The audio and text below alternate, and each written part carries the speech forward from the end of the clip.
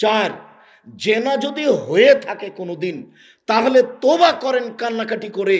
জেনার যে পাপ হয়েছে সেই পাপকে আল্লাহ নেকিতে পূর্ণ করে দিবেন।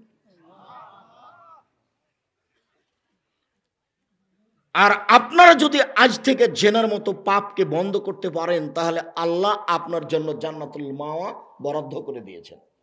তিনি বলেছেন, অনাহান নাফসা আনিল হাওয়া ফাইনাল জান্নাতা হিয়াল মাওয়া। পৃথিবীর পুরুষ নারী তোমরা শুনে রাখো, যারা অশ্লীল কাজকে বন্ধ করতে পারবে, আমি আল্লাহ তাদেরকে জান্নাতুল মাওয়া দিয়ে দিলাম। এটা আল্লাহর আদা, এটা আল্লাহর ওয়াদা, এটা আল্লাহর সিদ্ধান্ত। এই সিদ্ধান্ত তিনি পাস করে দিয়েছেন।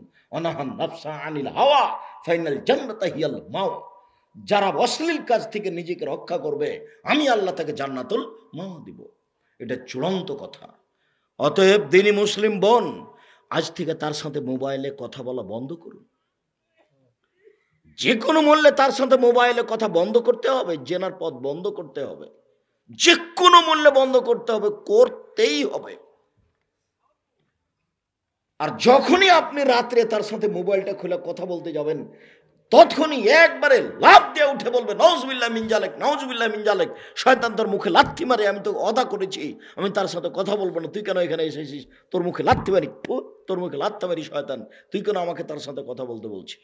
শয়তান কিন্তু আপনাকে কথা বলতে বলছে। আপনি যে এখানে ওয়াদা করে গেলেন, এখন আপনি এখানে বসে আছেন, আপনি একজন মহিলা মানুষ, ওয়াদা করলেন মনে মনে যে আর আমি তার সাথে কথা বলবো না। এবার রাত্রে যখন শুইতে গেছেন, ঘরে কেউ নেই, মোবাইলটা লক করে রেখেছিলেন, ধীরে হাতটা মোবাইলে চলে গেল, মোবাইলটা নিয়ে অন করে আপনি কথা বলছেন, অথচ ওয়াদা করে গেছেন এখানে। তার মানে আপনাকে কে করতে বলছেন বলেন তো? কে বলছে? শয়তান। যাকে দেখতে পাওয়া যায় ও হলো মানুষ শয়তান, যাকে দেখতে পাওয়া যায় না ও হলো জিন শয়তান, যাকে দেখতে পাওয়া যায় ও হলো মানুষ শয়তান। মেয়েটা এসে বলছে, আর অত পড়াশোনা করছো কেন, চলো যাই একটু ঘুরে আসি, আজকে সিনেমা দেখে আসি। আর একটা মেয়ে এসে বলছে, এ হলো মানুষ শয়তান। আর আপনি পড়তে বসেছিলেন, পড়ছেন সুন্দর, চট করে মনে একটা জেগে গেল যে একটু দেখি তো আজকে ইন্ডিয়াতে কি গান চলছে। এ কে বলেন তো? এ হলো জিন শয়তান। ভিতরে ভিতরে যে জাগাচ্ছে কে? আল্লাহ তাআলা বলছেন, ইয়াসবিসু ফি সুদুরিন নাস মিনাল জিন্নাতি ওয়ান নাস। অন্তরে যে খারাপ কুমন্ত্রণা দেই ও হলো মানুষ শয়তান, ও হলো জিন শয়তান। আল্লাহ বলছেন, অন্তরে যে খারাপ পরিকল্পনা জাগাই ও হলো মানুষ শয়তান, ও হলো জিন শয়তান। আপনি ওয়াদা করার পরে যখন আবার ভিতরে জেগেছে, তখন লাফ দিয়ে উঠে বলবেন, তোর মুখে লাথি মারি, তোর মুখে লাথি মারি, ঠিক তো শয়তান, আমি তো ওয়াদা করেছি আমি কথা বলবো না, আবার কেন আমার মনটা চাচ্ছে কথা বলতে? এই শয়তান সর, এই শয়তান সর, নাউজুবিল্লাহ মিন জালিক, নাউজুবিল্লাহ মিন জালিক। এত যদি না হয়, তাহলে উঠে সুন্দর করে ওযু করে তুমি 2 রাকাত সালাত আদায় করো। শয়তান কিন্তু আল্লাহর সাথে ওয়াদা নিয়েছে। শয়তান বলেছে, আমি জীবন বাজি রেখে আদম সন্তানকে জাহান্নামে নিয়ে যাব। এটা আমার জাতির সামনে জরুরি ঘোষণা। আল্লাহর সামনে ওয়াদা করেছে, আমি জীবন বাজি রেখে বলছি, আমি ইবলিস মানুষকে জাহান্নামে নিয়ে যাব, জাহান্নামে নিয়ে গিয়েই ছেড়ে দেবো, আমি একাই জাহান্নামে যাব। এই কথা ইবলিস বলছে, যার কারণে সিজদা করলে ও খুব কষ্ট পায়। ও বলছে, শয়তান নিজে বলছে যে ওমেরা ইবনে আদম লি সুজুদ ফাসাজাদা ফালাহুল জান্নাহ। আদমের ছেলে মেয়েকে সিজদা করতে বলা হয়েছে, ওরা যখন সিজদা করে তখন ওরা জান্নাতে চলে যায়। ওমের আলী সুজুদে, আমাকেও তো সিজদা করতে বলা হয়েছিল, ভাই তো আমি নাকচ করে দিয়েছি, ফালিয়ার নার আমার জন্য জাহান্নাম।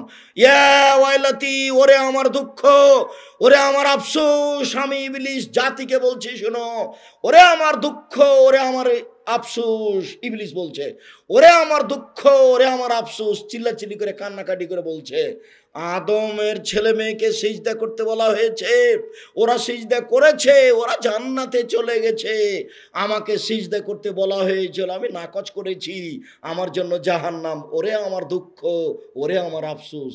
আপনি যখনই ওযু করে 2 রাকাত সালাত আদায় করে সিজদা করবেন, তখন লাফ দিয়ে শয়তান দূরে চলে যাবে আর চিল্লাচিল্লি করে কান্নাকাটি করে বলবে, আপনি দেখতে পেলে বুঝতে পারতেন অবস্থা। আপনি তো দেখতে পাচ্ছেন না, যার কারণে বুঝতে পারছেন না। আপনি যদি এভাবে রক্ষা করতে না পারেন, সুন্দর করে অজু করবেন, 2 রাকাত সালাত আদায় করবেন, কান্নাকাটি করবেন, ও তখন দূরে গিয়ে লাফালাফি করে চিল্লাচিল্লি করে এই কথা বলবে, ওরে আমার আফসোস, ওরে আমার দুঃখ, কান্নাকাটি করবে আর এভাবে বলবে শয়তান। অতএব দিনী বোন 4টা কাজ করুন। আরেকটা কথা শোনেন, আল্লাহ রাসূল বলছেন যে নবীগণ জান্নাতে যাবেন, শহীদেরা জান্নাতে যাবে, সত্যবাদীরা জান্নাতে যাবে, ওই সব মহিলারা জান্নাতে যাবে, সিরিয়ালে আপনারা আছেন। তবে ওই সব মহিলারা কারা? স্বামী আদেশ করলে হাসি মুখে পালন করে, 1। 2, স্বামীর সাথে কথা বললে হাসি মুখে বলে। 3, স্বামী যখন বাড়িতে থাকে না তখন নিজেকে হেফাজতে কন্ট্রোলে রাখে, মনে করে না যে এখন স্বামী নেই, একটু এর সাথে ওর সাথে গল্প করে নিই, এখন স্বামী নেই একটু চাচির বাড়ি থেকে আসি, এখন স্বামী নেই একটু ভাবির কাছ থেকে আসি। এইটা যারা মনে করে না তারা জান্নাতি নারী। 3টে গুণ, ভালো নারীর জন্য 3টা গুণ। 1, স্বামীর সাথে কথা বললে হাসি মুখে বলে। 2, স্বামী আদেশ করলে পালন করে। 3, স্বামী যখন বাড়িতে থাকে না তখন নিজেকে হেফাজতে রাখে। আর আপনার সাথে তো একটা কথা আছেই, এখনই বলতে যাচ্ছি এখানেই।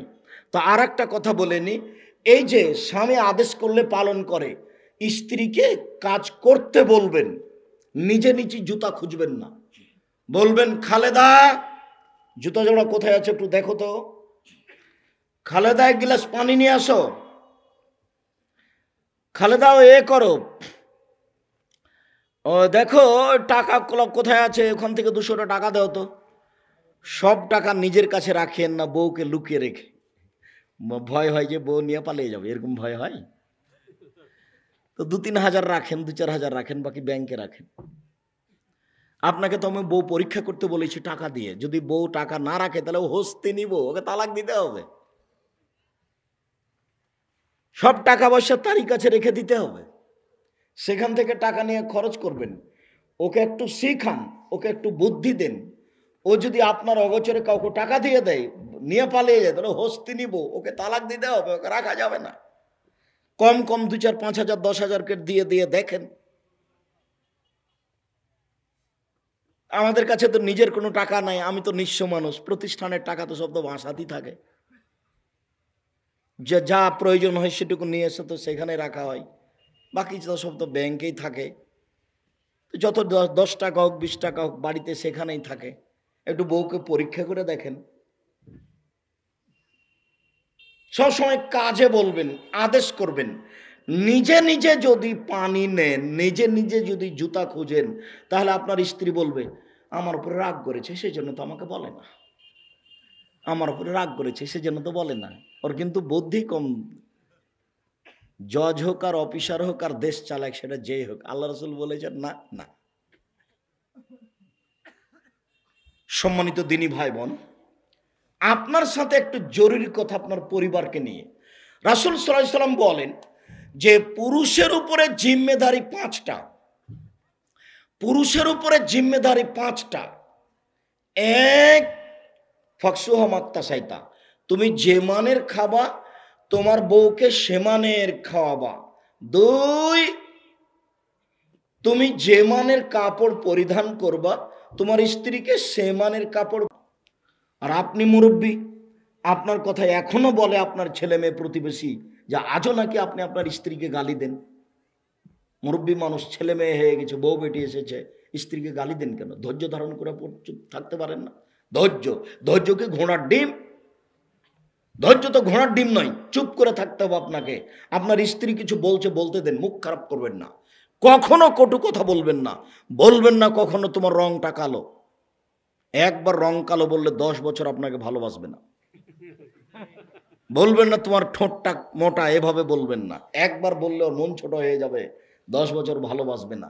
খালি বলবেন তুমি এত ভালো, তুমি এত সুন্দরী, তোমার মতো কোনো আমি মহিলাই দেখি না, তাহলে সারা রাত পার্টি বেঁধে দিবে। প্রশংসা করেন, খুশি হয়ে যাবে। আপনি মহিলা মানুষকে চিনতেই পারলেন না। আল্লাহ তো তাকে আপনার সেবা করার জন্য সৃষ্টি করেছেন, গার্মেন্টসে চালানোর জন্য নয়, অফিস চালার জন্য নয়। আমি আব্দুর রাজ্জাক বিন ইউসুফ আমার বিরুদ্ধে যতই কথা মানুষে বলুক আর করুক, আমি বলেছি নারীদেরকে সৃষ্টি করা হয়েছে বাচ্চা লালন পালনের জন্য, বাচ্চা উৎপাদনের জন্য। আমি বলেছি নারীকে সৃষ্টি করা হয়েছে স্বামী সেবা করার জন্য, স্বামীকে শান্তি তৃপ্তি দেওয়ার জন্য। আমি বলিনি, এ কথা আল্লাহ তাআলা বলেছেন, অমিন আয়াতিহান খালাকালাকুম মিন আনফুসিকুম আজওয়াজান লিতাসকুনু ইলাইহা। পৃথিবীর মানুষ, তোমাদের স্ত্রীদেরকে তোমাদের পাশ থেকেই সৃষ্টি করা হয়েছে তোমাদের শান্তি তৃপ্তির জন্য। খুলনা শহরে 10 তলা বিল্ডিং স্বর্ণ দিয়ে বানালেও শান্তি পাওয়া যাবে না স্ত্রী ছাড়া। সুন্দর করে খাট তৈরি করে, টাঙ্গাইল জেলার মতো খাট, যশোরের মতো খাট, যেই খাট রয়েছে ঢাকা জাদুঘরে রয়েছে, সেই খাটের মতো খাট বানিয়ে মখমল চাদর দিয়ে সাজালেও তৃপ্তি হবে না স্ত্রী ছাড়া। যশোরের এই খাটটা ঢাকা জাদুঘরে আছে, যার 4টা পায়ে, নিচের 2টা 4টা হলো বাঘ, মানে বাঘের উপরে পায়ে সেট করা আছে। তারপরে ওই পায়াটা এত মোটা যে চারিদিকে 4টা মেয়ে, পায়ে 4টা মেয়ে। এবার শোয়ার জায়গাটাতে ওই পায়াতে ভিতর দিকে 4টা মেয়ে, ওই 4টাই। ওরা একটা বাঘ, একটা ঘোড়া ধরে আছে হাতে। তার মানে ওই পায়ে, একটাই পায়ার নিচের অংশ বাঘ, তার পরের অংশ মহিলা বাহির দিকে মুখ, তার পরের অংশ মহিলা ভিতর দিকে মুখ। কত টাকা খরচ করে কি পরিকল্পনা করে আল্লাহ ভালো জানে, সেটা ঢাকা জাদুঘরে আছে। তো বিছানা যতই ভালো হোক, আপনার স্ত্রী ছাড়া শান্তি তৃপ্তি হবে না, এ কথা আল্লাহ বলেন। আপনি তাকে কেমনে কটু কথা বলেন, গালি দেওয়ার পরে সেখানে কেমনে শান্তি তৃপ্তি হতে পারে? 5 ওলা তাতরুকা ইল্লা ফিল বাইতে, স্ত্রীকে নিজের বাড়ি ছাড়া কোথাও থাকতে দিও না। ও খালার বাড়ি যেতে পাবে না, ও নানির বাড়ি যেতে পাবে না, ও মামার বাড়ি যেতে পাবে না, ও মায়ের বাড়ি যেতে পাবে না। জরুরি কারণে যদি মায়ের বাড়ি যায়, তাহলে আপনাকেও সাথে যেতে হবে। বিবাহের বাড়ি যেতে দিবেন না, বিবাহের বাড়িতে গেলে স্বামীর সংখ্যা বেশি হয়ে যাবে। সাবধান, বিবাহের বাড়ি নেই, ভাই হোক, নানা হোক, খালো হোক, ফুফু হোক, আতে হোক, সজগণ হোক, দেবর হোক, ভাসুর হোক, বিবাহের বাড়ি যেতে পাবে না। আর এক জায়গাতে সামনাসামনি বসে খাওয়া তো কাপুরুষের পরিচয়। আপনার স্ত্রী যায় নাকি এরকম বাড়িতে দাওয়াত খেতে? তো এখানে বক্তব্য শুনতে এসেছেন কেন? এত কাঁচা পুরুষের সামনে আমি আর কয়দিন বক্তব্য দিব? আমাদের স্ত্রী যদি রাস্তাঘাটে চলে, কোনো জায়গাতে যদি কোনো পুরুষের গায়ে একটু ঠেকে যায়, তো ইন্না লিল্লাহ, অজ্ঞান হয়ে যাবো একেবারে। আল্লাহুস সামাদ, একই কথা। শোনেন, জরুরি প্রয়োজন, দুর্ঘটনা ছাড়া আপনার স্ত্রী বাড়ি থেকে বের হতে পাবে না। এটা রাসূলের আদেশ, এটা আল্লাহর আদেশ। তাকে দেশ পরিচালনার জন্য সৃষ্টি করা হয়নি, তাকে হাকিম হিসাবে ফয়সালা করতে হবে, জজ হিসাবে এই জন্য তাকে সৃষ্টি করা হয়নি। ওকে ম্যাজিস্ট্রেট হতে হবে, ডিসি হতে হবে, এই জন্য সৃষ্টি করা হয়নি। ওকে গার্মেন্টসে থাকতে হবে, এই জন্য তাকে সৃষ্টি করা হয়নি। ওকে হেডমাস্টার হতে হবে, চেয়ারম্যান মেম্বার হতে হবে, চেয়ারম্যান মেম্বার এমপি মন্ত্রী হবে। আর যাকে তাকে বলবে ভাইয়া আসো, বসো, ভাইয়া আসো, চা খাও, বসো। আর স্বামীকে বলে এই কথা, আর যে ওকে বলছে আসো ভাইয়া বসো। ওর শরম নাই, ওর বাপের নাই, ওর জাতির নাই, ওর স্বামীর নাই, শরম সবাই মিলে বেঁচে খেয়েছে।